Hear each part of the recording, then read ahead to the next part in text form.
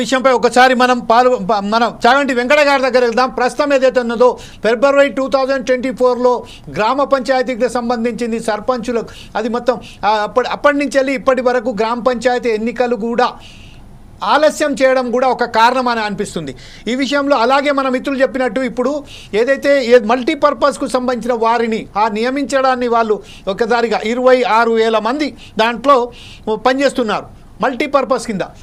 ఆ వ్యవస్థను రద్దు చేయాలి. ఇప్పుడు గ్రామ పంచాయతీకి సంబంధించిన ఏవైతే పనిచేస్తున్నారో వారిని పర్మనెంట్ చేయాలి. ఈ 9,500 వేతనాలు ఏదైతే ఉన్నదో అందులో కూడా కేవలం 5,000 మాత్రమే వస్తున్నాయని చెప్తున్నారు. ఈ విషయంపై మీరు ప్రభుత్వానికి ఈ దృష్టి సారించడానికి మీరు ఎలా ఆందోళన చేపట్టబోతున్నారు ఇంకా ముందు? గ్రామ పంచాయతీ కార్మికులు దాదాపు మల్టీపర్పస్ వర్కర్ విధానం వచ్చిన తర్వాత చాలామంది నైపుణ్యం లేని పని చేయించడం వల్ల ఈ మధ్య కాలంలో మా ఉపాధ్యక్షుడు చెప్పాడు, దాదాపు 3 నెలల కాలంలో చాలా మంది 30 మంది చనిపోవడం జరిగింది. ఈ ప్రభుత్వానికి కనువిప్పు కలగాలని ఈ రాష్ట్ర ప్రభుత్వం ఏర్పాటు చేసుకున్న ప్రజాభవన కార్యక్రమానికి 2 దఫాలుగా దాదాపు మొదటిసారి రోజు దాదాపు 1000 మందితోటి, రెండవ దఫా 300 మందితోటి ప్రజాభవన్లో వినతి పత్రాలు ఇప్పించి చర్చ చేయించడం జరిగింది. ఈ రాష్ట్ర ప్రభుత్వాన్ని మేము అడుగుతున్నాం, గ్రామ పంచాయతీ మల్టీపర్పస్ వర్కర్ విధానాన్ని రద్దు చేయాలి. జీవో నెంబర్ 51 అయితే ఈ గత ప్రభుత్వం తీసుకొచ్చిన దాన్ని సవరించాలి.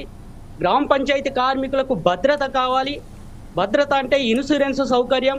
ఈరోజు గ్రామ పంచాయతీ కార్మికుడు చనిపోతే, కుక్క చనిపోతే పడేయండి బయట అని ఏ సర్పంచులు అయితే గ్రామాలలో అన్నారో ఆ విధానం వేయాల. గ్రామ పంచాయతీ కార్మికుడు చనిపోతే తీసి శ్మశాన వాటికలో పారేస్తున్నారు తప్ప ఆ కుటుంబానికి భరోసాగా ఎటువంటి ఇన్సూరెన్స్ సౌకర్యం కానీ ఒక ప్రభుత్వ డబ్బులు కానీ వారికి ఇవ్వని పరిస్థితి ఉంది.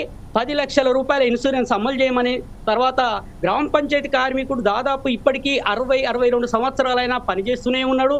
కానీ ఆ కార్మికుని తొలగించి ఇంకో కార్మికుడు జాయిన్ అయినప్పుడు తండ్రి కానీ కొడుకు కానీ చేయనప్పుడు వారి పేర్లు నమోదు కావడం లేదు.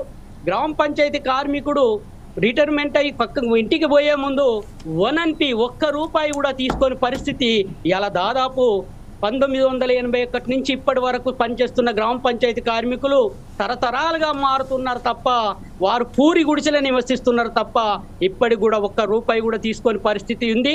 కాబట్టి రిటైర్మెంట్ బెనిఫిట్స్ను కూడా మేము కోరుతున్నాము. గ్రామ పంచాయతీ కార్మికులు గతంలో మాదిరిగా కేటగిరీల మాదిరిగా పనిచేయించాలి. ఆ కేటగిరీల మాదిరిగా కూడా వాళ్ళని వేతనం పెంచాలి, కనీస వేతనాలు పెంచాలి.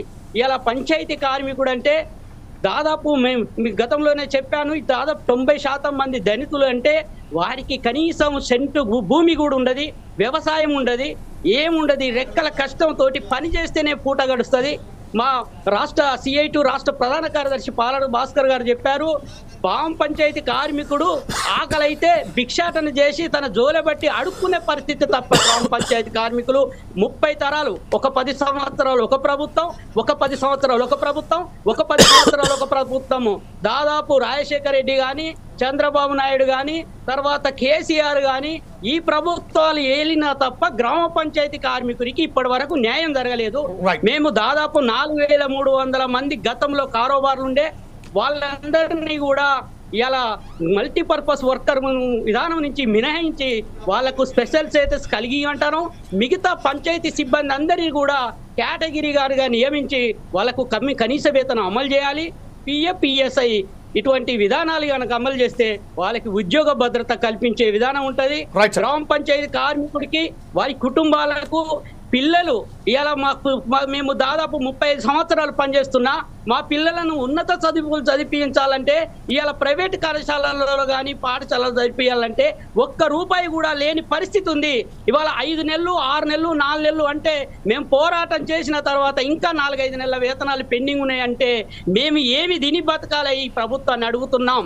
మేము ధర్నాలు చేయకపోతే అరెస్ట్ చేస్తుండ్రు, పక్కకు తోసేస్తుండ్రు తప్ప. కానీ మా రాష్ట్ర ప్రభుత్వం ముఖ్యమంత్రి గారు ఏ మాత్రం మాత్రం కూడా ఓకే. పట్టించుకొని వెంకట గారు. పరిస్థితి ఉంది. దయచేసి ఖచ్చితంగా వెంకట గారు మరొకసారి మీ వద్దకు వస్తాను. వెంకట గారు మీ దగ్గరికి మరొకసారి మీ వద్దకు వస్తాను. ఎప్పటిదాకా మనం వారు పాలడుగు సుధాకర్ గారి దగ్గరికి వెళ్దాం. సుధాకర్ గారు ప్రస్తుతం